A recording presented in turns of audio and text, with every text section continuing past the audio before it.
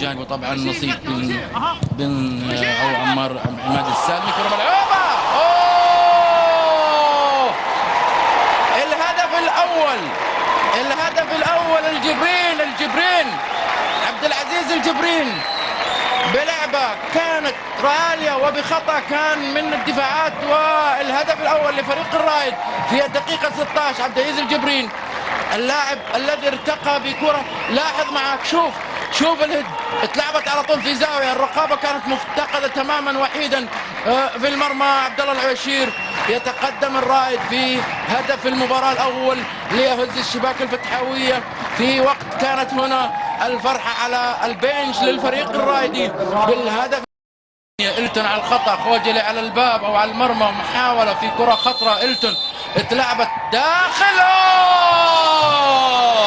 يا فتحاوي اليوم انت على ايش ناوي؟ شيطان الفتح، هذا شيطان الفتح.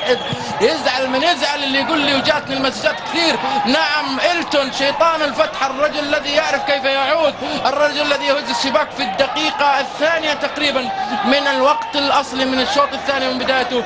إلتون يعيد الاطمئنان، يسجل هدفا من أهدافه الرائعة. اللاعب الذي لعب في الريان، لعب في الوصل. هنا الهدف الجميل بكرة صعبة عليك يا خوجلي، صعبة يا خوجلي. أول ما قام راح لها بالنظرات، تابعها بالنظرات، راح بالقهر بالأهات. المسؤول في مكتب رعاية الشباب بمنطقة القصيم كل التغييرات أول بالكرت. هذه كرة داخل المنطقة، الثاني الفتحاوية الثاني بيجيبها في الوقت المهم، في الوقت القاتل، في الوقت اللي كان ينتظر فيه، ولكن حمدان فيليكس الفتح. شوف الكرة فلت في لحظة، غاب عن الدفاعات، لعب الكرة في المرمى على نص المرمى من بين رجول الخوجلي.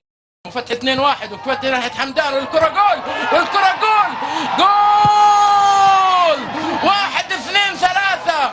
فتح الأحساء أحلى وأجمل. والهدف الثالث يا الفتح بكرة في المرمى من درس، بهدفه العاشر على الصدارة، ينافس ويبقى مع رائد التحدي. انقلبت النتيجة، انقلبت الموازين، انقلبت الأداء. غادرت فيه بعض الجماهير بالهدف الثالث بكرة الرأس درس.